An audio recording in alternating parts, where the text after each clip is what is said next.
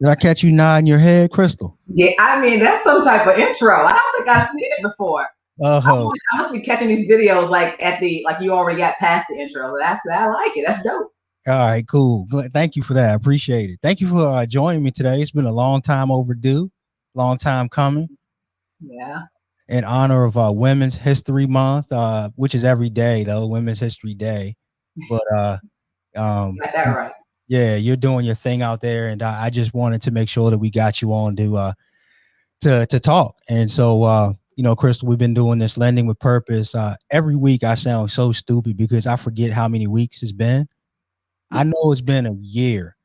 Okay. I my gut tells me that the anniversary date is sometime around now because I started like a couple weeks after the world pandemic was announced, specifically in the U.S.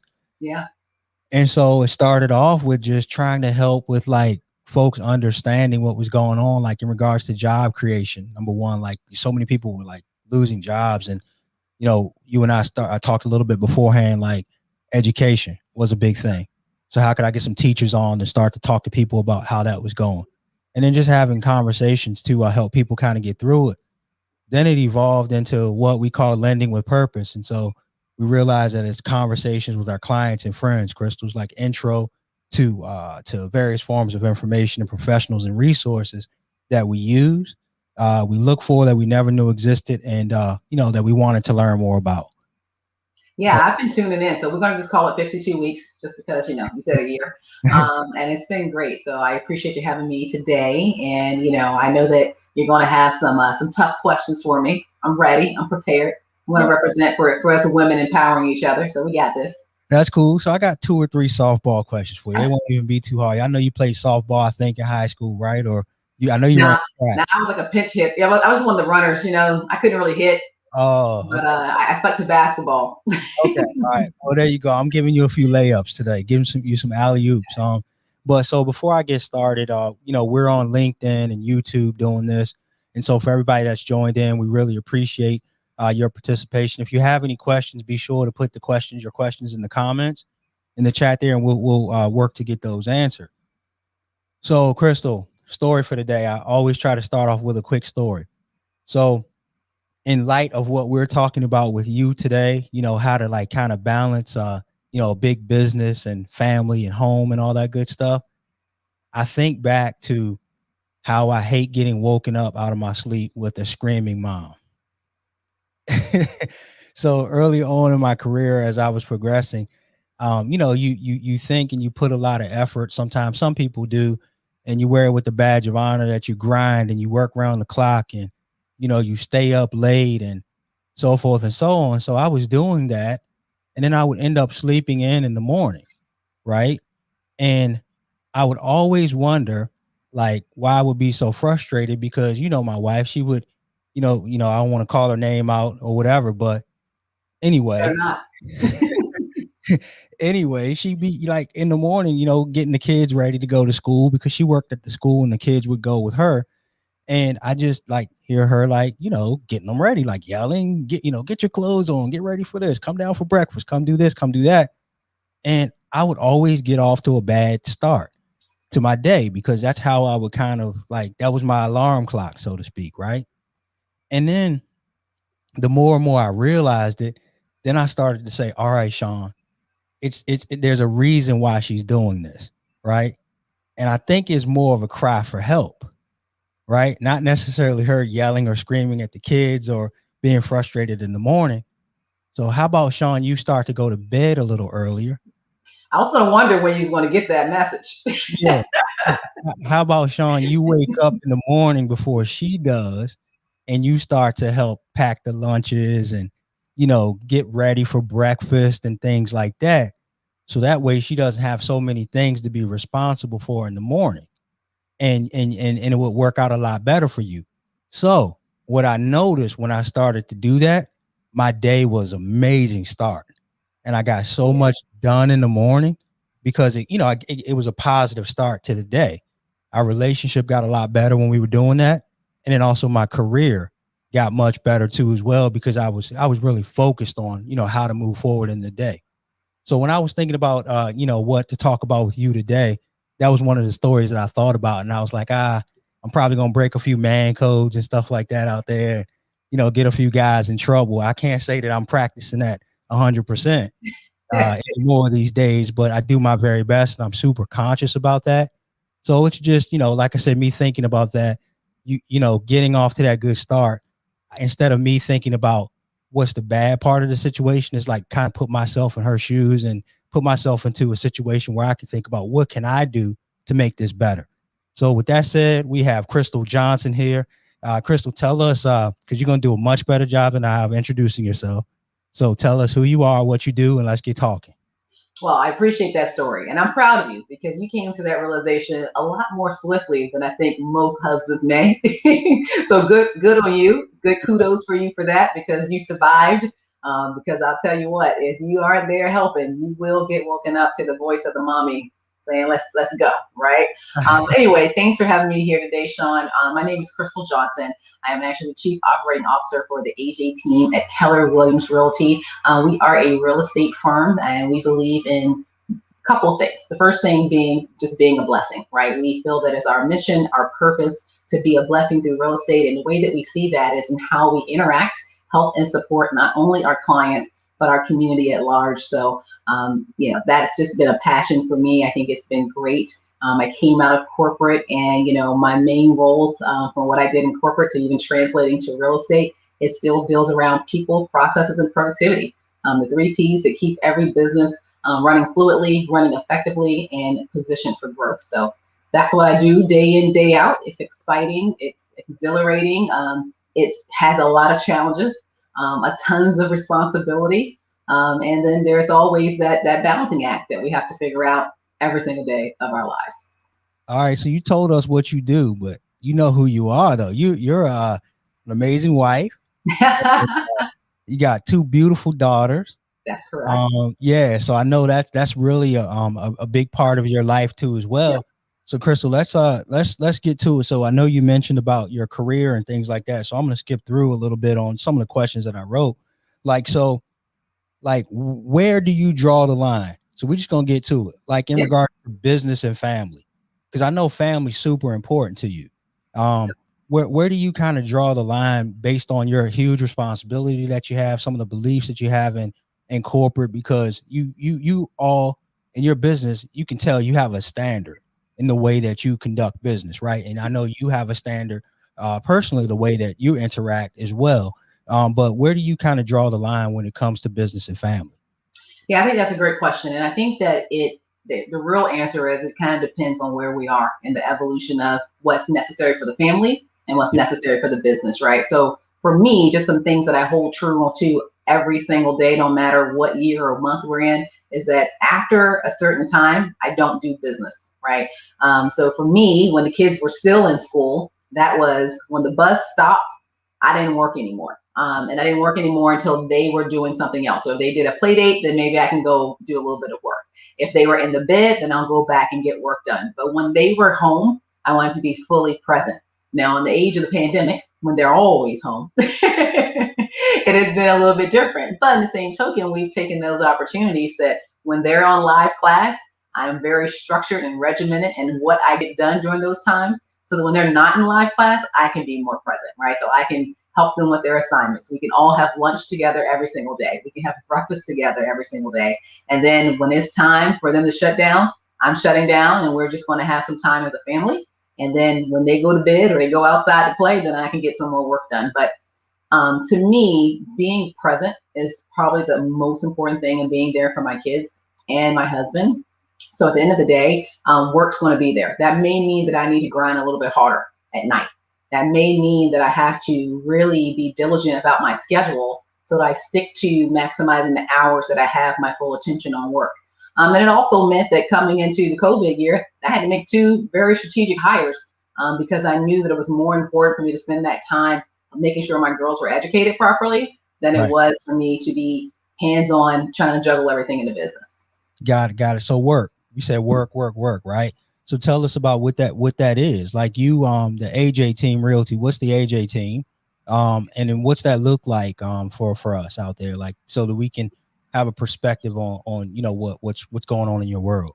Yeah, so the AJ team is a massively productive real estate team here in the District of Columbia, Virginia, and Maryland. And what we do is we really just help families make the best decisions as it relates to buying, selling, and investing in real estate. We're all about educating, we're about advocating, and we're about making sure that the expectations that families have about this experience exceeds their imagination. When I think about our business and what we stand for, we are one of the top teams in the nation. And with that comes a lot of responsibility. So for us, it's really about how do we best service our clients at such a level that they don't have any questions about where our interest lies, where our priorities are, and how well we're going to take care of it. Got it. And then your background, Christal, you don't have a real estate per se background besides being married and you have your husband in your life or a great. Hey, Shawn, I got a real estate background. I bought a lot of houses and I invested now. Yeah, but you purchase homes and things of that nature, but like to quote unquote be a licensed true real estate professional running a team and things like that. I like how did your career, prior to this help with the way that you all are operating? Because I know Alan, I've known Alan forever, right? Mhm. I've seen Alan come into the business and grow, but there was a shift in his business. I ain't even gonna blow your head up, but there was A man finds a wife, he finds a good thing. Let's not forget that, Shawn. We know that. there was a shift, and so I have to believe it was because all businesses, if you don't like necessarily have a system, so to speak, it's sort of a hobby. It's not a true business that's sustainable, Yeah. and you tend to hustle a lot, and I've seen that shift happen. But how did your career prior to joining the real estate forces with your husband, how that benefit the AJ team now at this point? Yeah, I would say for every business, the prime thing to get you to where you want to be is talent acquisition, right? We're all going to maximize what we're capable of doing ourselves. So you got to make sure you get the right people in our team. And I would just say that I married a wise man. Like Alan knew talent when he saw it. He's like, I got to go get her. No, I'm just teasing, but being Can you serious. talk to my No, wife? well, what I will say is that my previous experiences, I was working in corporate, and I supported a massive investigations contract for the federal government. And in the roles that I served with that organization for 13 years, I was always in leadership. Probably 2 years I spent actually in the field being an investigator, and then from there, the next 11 years I spent in leadership. And the things that I learned about running such a massive group. I mean, we're talking about they had contracts to the tune of $2.5 billion over 5 years. Like, this is a massive business. But it gave me the opportunity to really understand what makes every business successful. And like I said before, when I came on the call, it's all about people, identifying the right people, getting the right talent in place. Productivity, right? Every business is there to sell a product, service, or something in order to make them successful. And then it's about processes. I heard you mention about the fact that you have to have systems in place that are repeatable, that do not require a certain person. It's required that people can follow the system Right. in place. And I had been able to do that on such a high scale in that organization that it was a no-brainer when Alan recruited me to come join the AJ team. I think I was able to marry a lot of the talents that I had in my previous experiences and bring it to this organization. And for most people, that when you're doing solo entrepreneurship, it's very difficult for you to build. You rely on your very much raw talents to get you to a point where you're doing great, but you can be so much better. And I think that this is where, when I joined the business, I was able to bring my talents, and my talents was up to help us grow, to be more strategic about how we put things in place that could help the business continue to have its eventual evolution to where we are today. Right. So speaking of evolution, because that was a part of my segue, is how much time did you have to put into? I mean, you're still working on your systems, and we always, all companies and all business leaders are always working on their systems to to make them excellent. And so but how much time did you have to put into getting that core piece done? So it's like, all right, this is how we're going to operate, and these are our standard operating procedures and such. How much time did you have to put into that? Hey, you already hit the nail on the head. It's a grind, and you do it continuously. But I would say in that first year, probably a year to 18 months. It really took us being diligent about exactly, number one, understanding who we are, who we want it to be, right? The baseline expectation is you have to make sure you can cast a vision, and your vision needs to be big enough. You need to have it written and on paper. Yeah. So not only you can see it, but all the people that you need to recruit see it, and you're speaking to it on a regular basis. So I will say that once we built out the vision and we knew what components were necessary to make the business work, it was a process of about 18 months, really, right? To really get systematized and to make sure that we all were speaking the same language, right? Business don't grow by themselves overnight. They grow because you have dedicated people who are willing to make the necessary adjustments, the necessary sacrifices in order to move things in the right direction. And that doesn't happen by the flip of a switch. You really have to build that out. So it took 18 months, and it was 18 months of day and night really thinking through what we want to do, because while we're building this business, we still need to make money, right? Every business has to have income. We need to support ourselves. So it's not something that you should feel if you're in business, you're trying to grow your business, you feel like you hit a ceiling. It's not something that you should think that I should have already been there. It takes time. So give yourself grace, be patient with yourself, and really outline what it is that you want to accomplish. And don't forget that planning is only one piece of it. You got to execute. Got it. So talk about the execution. Yeah. So execution for us looked like, getting a coach. I think business coaches are something that is essential when you're getting into some type of environment or arena or a level where you haven't been before, right?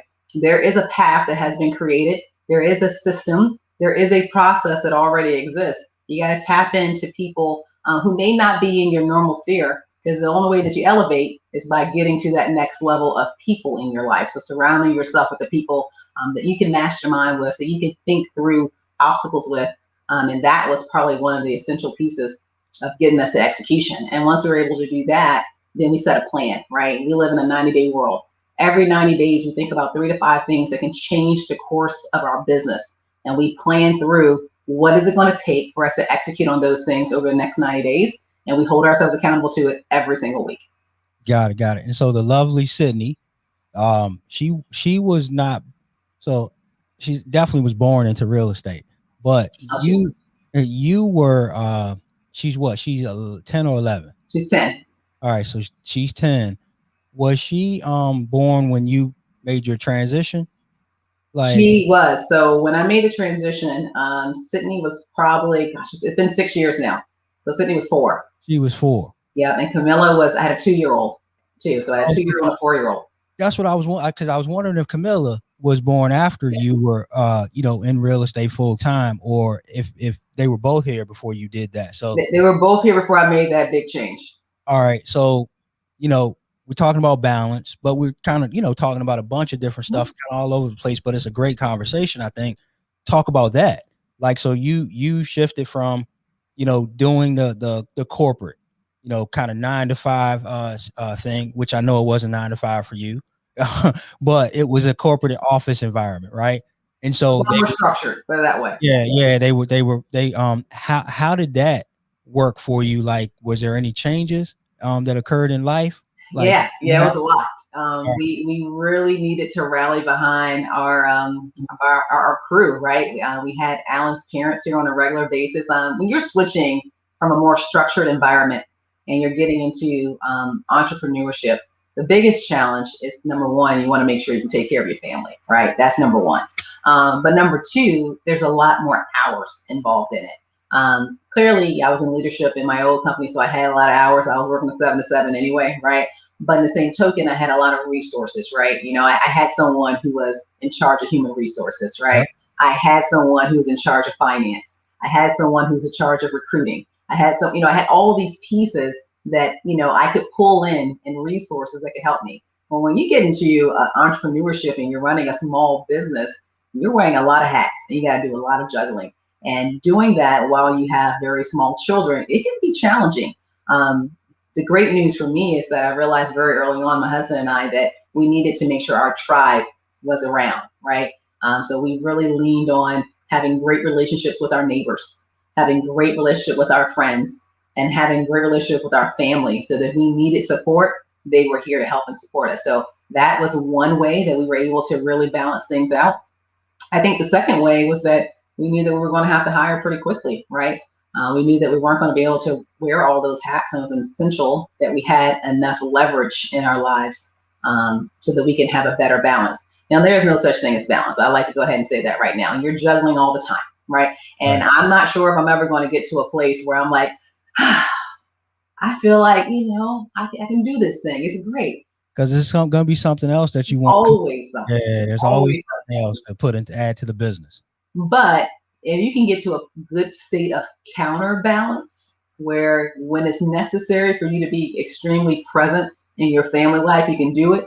And when it's necessary to be very present in the growth of your business, then you are doing it right, right? There is no secret recipe for how you can make it perfect, but there is a way that you can just focus on the things that are most important at that time, right? Right. And you can't have a competing priority. Like, you can't say my family's most important and the business most important. It's not possible, right? You got to say at this hour and block of time, I got to focus on this.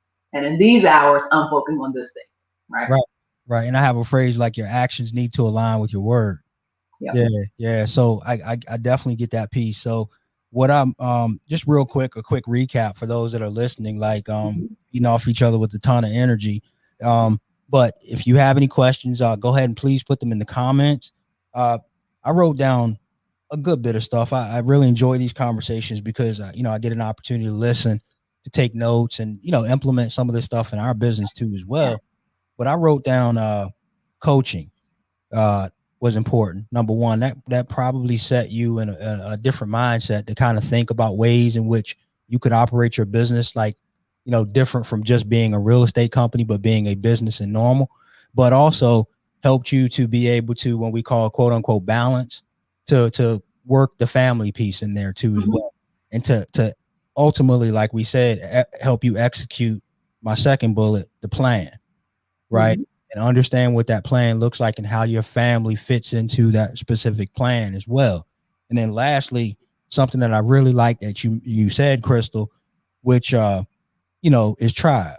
Like, that's profound. Like, because without support and the people around you, it's really difficult to go through life, to go through business without that support. And so I can see where, that tribe piece is more important. I don't think necessarily one is more important than the other, but those are the three things that I pulled away from the conversation that we've had so far. Yeah. Yeah. The only thing I would add, Shawn, I think that's great. And, thanks for highlighting those things, because it even makes me think. But I love having these conversations because it even makes me go back and think, because we all hit a wall. Even if you feel like you've achieved a certain level of success, it only lasts for a short amount of time until you get to that next ceiling, right? Yeah. So even it's good to remind yourself. But the only thing else that I would add is the fact that when you're casting a vision for your life, so this is for my solo entrepreneurs, for the individuals who think they want to get a business, even for my executives who are in the C-suite in their corporate office, everyone needs to cast a vision for what they want their life to be. And not just from a business professional standpoint, from a family aspect, from a health aspect, from just even, how you want your relationships to be with your friends and your hobbies. Like, you need to have all of those things as being a part of your vision, because that's the only true way you can ensure that you are watering every one of those flowers, right? Every one of those pots. Because if you only focus on the business and how great you want your business to be, your family's going to suffer. If you only focus on how great you want your family to be, then your business and maybe other relationships and your health will suffer. So you got to just make sure that as you're thinking about the vision for yourself and for your family, that it encapsulates everything about your life. It can't just be one piece. Got it. All right. Well, we're gonna wrap it up because I know you're busy. You got mountains to climb over or knock down or whatever you want to call it. But I got kids to put in class. Yeah, let you get back to that. But I do have a couple more questions. So the last piece about this one is, Christal, what do you think, like, so far has been your biggest win, like, as a working spouse and mother? Like, have you reflected on that? Like, what would you say? I'm gonna look at it from just the standpoint of the past year. And I think that my biggest win, especially through COVID, is creating enough leverage in my business that I can spend the time that we're being afforded, right? COVID is the gift and the curse, but we're getting afforded a great opportunity to really have a lot more quality time with our kids.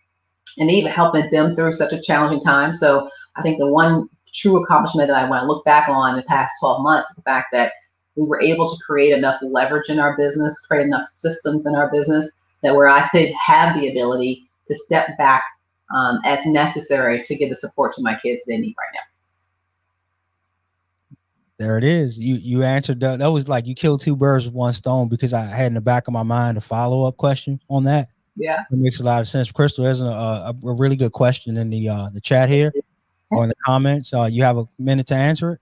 Sure. So yeah, another realtor as well, fellow realtor. She's been on Lending with Purpose as well. Really amazing. She's got twins, about the same age as I would say as Camilla. Okay.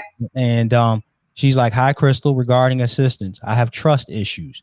What is your manage up or manage out timeline look like for assistants or team members who are not performing?"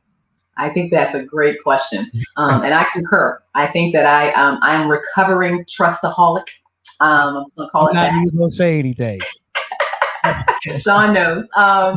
And what I will tell you is when I say recovering is because I learned that number one, without delegation, without leverage, you're going to box yourself in to something that is always going to be small, right? You're never going to be able to grow and elevate. So with that being said, the best way when you're having an assistant who's supporting you, the one way to make sure that they're successful, and this is just a tip that I've been kind of giving to a lot of different circles of real estate phenoms that I've been speaking to, is you have to make sure you're very clear on your expectations, and you have to inspect what you expect. And the one way to make sure that they're going to be successful and doing what it is that you want them to do is record yourself doing everything, right? So if you haven't created a video library of how you like your work to be done, how you like your clients to be communicated with, how you expect them to navigate your systems and your tools and how it needs to be done, do that, number one. That will change your life and how people are able to quickly assimilate to your business, right? The second thing is that you have to have a designated time where you are always following up to see whether or not those things are being done the way you want it done, because people need an opportunity to adapt to your style, right? So if you kind of like set it in place and then you don't come back to it for a couple of months and then you say, well, why aren't you doing everything I want? Then you're going to be set up for failure. So I would just say make sure on an almost daily basis, you just go and expect one aspect of what it is that you want them to do so you can constantly be giving them feedback. Typically, I would say after about 90 days, you'll know, right, one way or the other, whether or not they're the right person for your business. And then just make sure you're evaluating yourself during that same period of time so you can see whether or not you're giving them what they need to be successful, okay?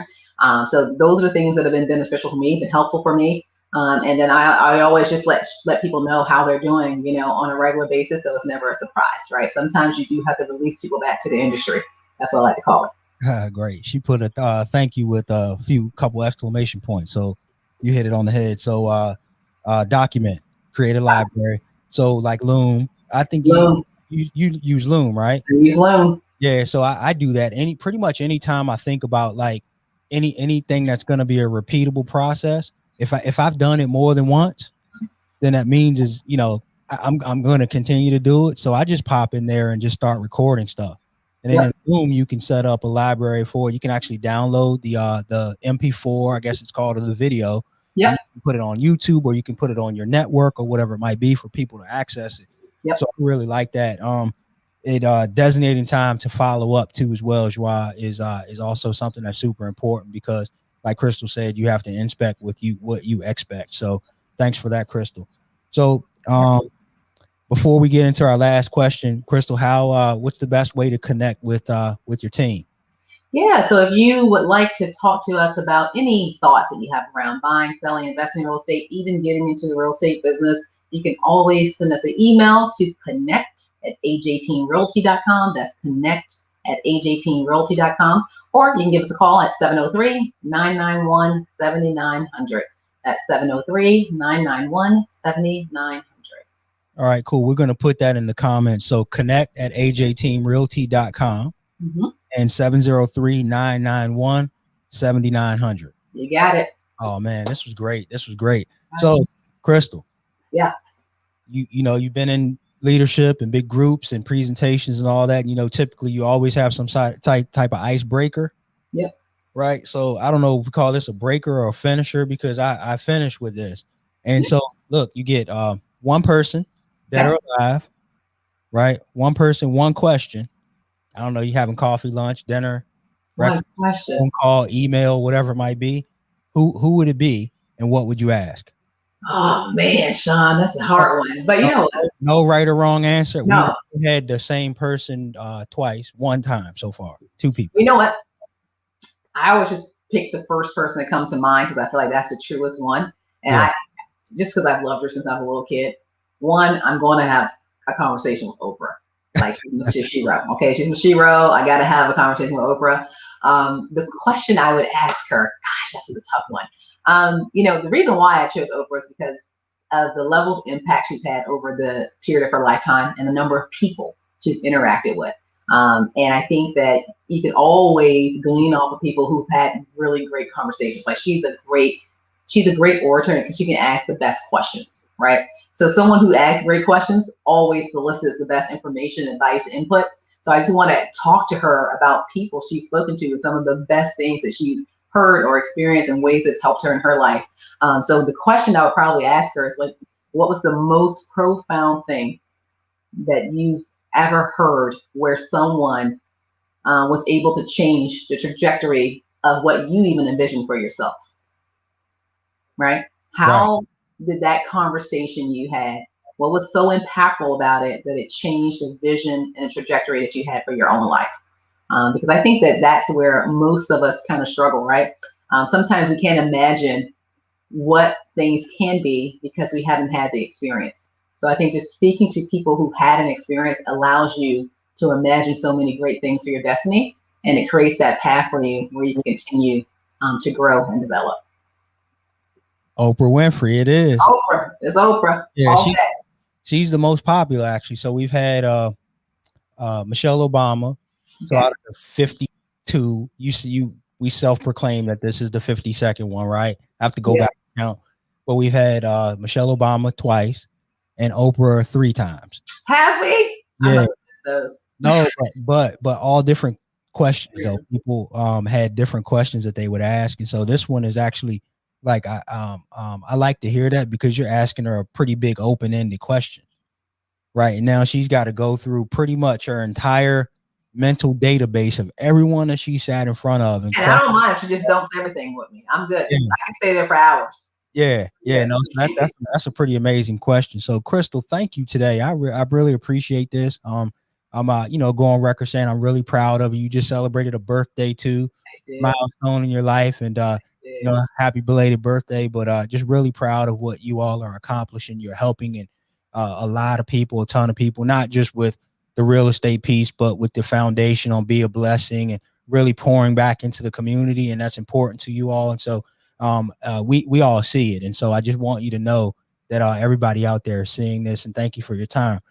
Those of you that are, contributing to this Lending with Purpose, thank you. Thank you so much for supporting us over the time. We really appreciate it. As you know, this started coming from a place of adding value. It hasn't changed. We still want to continue to add value. If there's anything that I can do to help anyone, it'd be a shame for me to know people like Christal and folks in our network and not have the opportunity to let you hear their stories and to connect you with them. So just let us know how we can continue to help. Try to stay as safe and as healthy as you possibly can. Hey, Shawn, thanks for having me here. I got one thing I want to say before I wrap up, and it's something that you brought up that I think is important that I express to the group or anyone who's listening today. And it's really about the Be a Blessing Foundation. The Be a Blessing Foundation is truly what gives us purpose behind our drive for success in our business, because we know that through every single home that we sell, family that we help, we can help countless other families because we do donate back 10% to our foundation for an emergency action for people in our community who are suffering through any type of crisis, whether it be financial, whether it be health, whether it be just a need in terms of food, shelter, any of those things. So, that's the thing that truly keep us driven. Like, I was someone who's been in business for a long time, and it used to be about the numbers. So I'm not going to lie. I used to say, are we meeting the numbers? Are we meeting the numbers? And then it became very empty. And it became empty because what did mean the numbers really mean? If it didn't mean that we can have a greater impact. That's right. So, the foundation helps us to have that impact, and we're always happy to help. So even if you know someone who has a need, you can also connect with us at Connected Age 18 Realty to help us identify people who we can help more. Thanks, Christal. We appreciate it. We're going to see everybody next week. Christal, just hang on with me for a quick second after this. I'm going to end this live stream. Have a great day, everyone. Thanks again, Thanks, Christal. guys.